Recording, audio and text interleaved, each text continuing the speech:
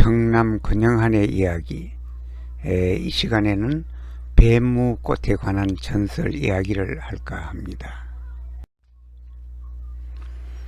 뱀무는 장미과에 속하는 여러 해살이 풀로 이 지구상에 약 50종이나 있다고 합니다.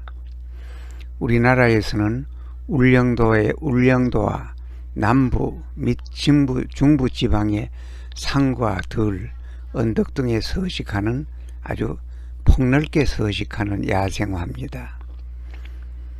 산에 습기 많은 바위 지역과 계곡의 언덕 등에 서식합니다.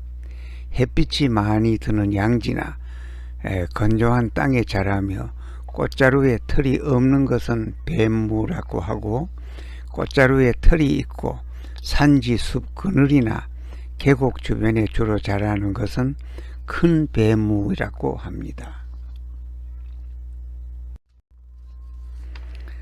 그러면 뱀무에는 어떤 전설이 있는가 한번 알아봅니다.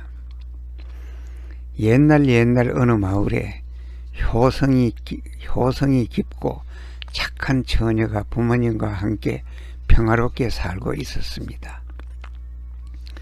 그런데 그 마을 아래는 큰 연못이 있어서 그 연못에 있는 물로 논과 밭에 물을 떼어서 농사도 짓고, 또한 부인들은 거기 가서 빨래도 하고 또 어린이들은 거기서 모욕도 감고 하는 그런 곳이었습니다. 그런데 그 연못의 가장 깊은 곳에는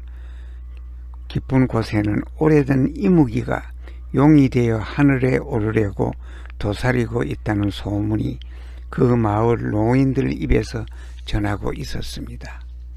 그러나 아무도 그 이무기를 본 사람이 없어서 그저 전해온 이야기인 줄만 알고 모두 태평스럽게 살고 있었습니다.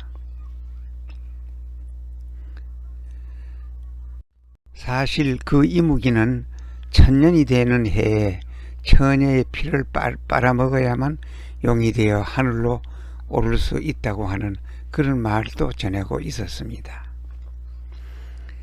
그런데 어느 해 여름, 효녀인 처녀가 마치 들에 갔다가 집으로 돌아오는데 그 연못갓을 지나게 되었습니다.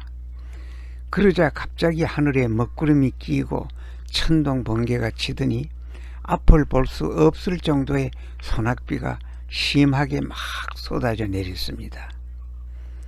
그러자 연못의 물이 부글부글 끓더니 그 안에서 커다란 이무기가 한 마리 튀어나왔습니다. 처녀는 그것을 보고 너무 놀라서 그만 까무라지고 말았습니다. 이무기는 무서운 이빨을 드러내서 처녀의 목덜미에서 피를 빨아먹기 시작했습니다. 그리고 얼마 지나자 벼락치는 소리를 내며 그 이무기는 용이 되어 하늘로 올라가고 말았습니다.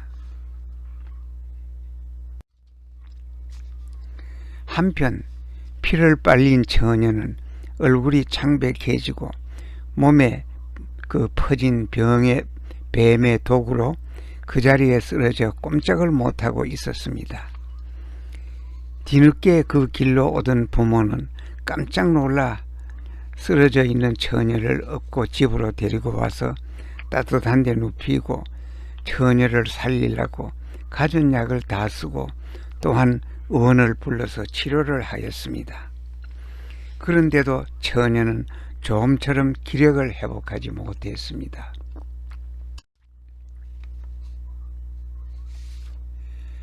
그런데 7일이 지난 날 밤이었습니다. 처녀 어머니가 꿈을 꾸니 한 잘생긴 사람이 나타나서 하는 말이, 나는 지금 용이 되어 하늘로 올라온 자인데 그대 딸의 피를 얻어먹고 이렇게 천년의 소원을 이루게 되었다. 그러나 나 때문에 알아누운 처녀에게 너무 미안하고 또한 한편으로는 감사해서 내가 그 병을 고쳐주러 왔다. 내일 날이 새거든 집 뒤에 밭에 가면은 노란 꽃이 핀 풀이 있을 텐데 그 풀을 달에서 먹이면 처녀는 나을 것입니다.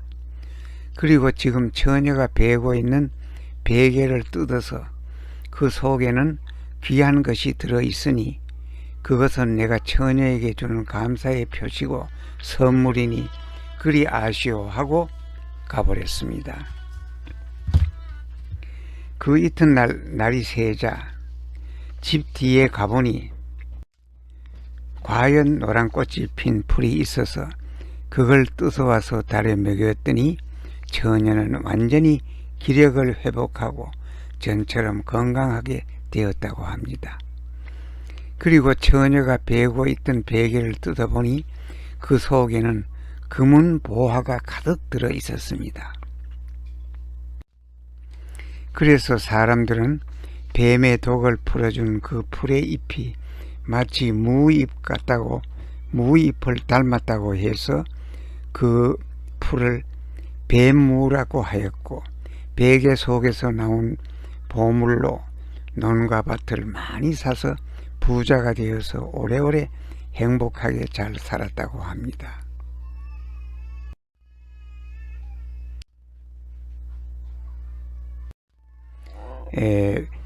경청해 주셔서 감사합니다.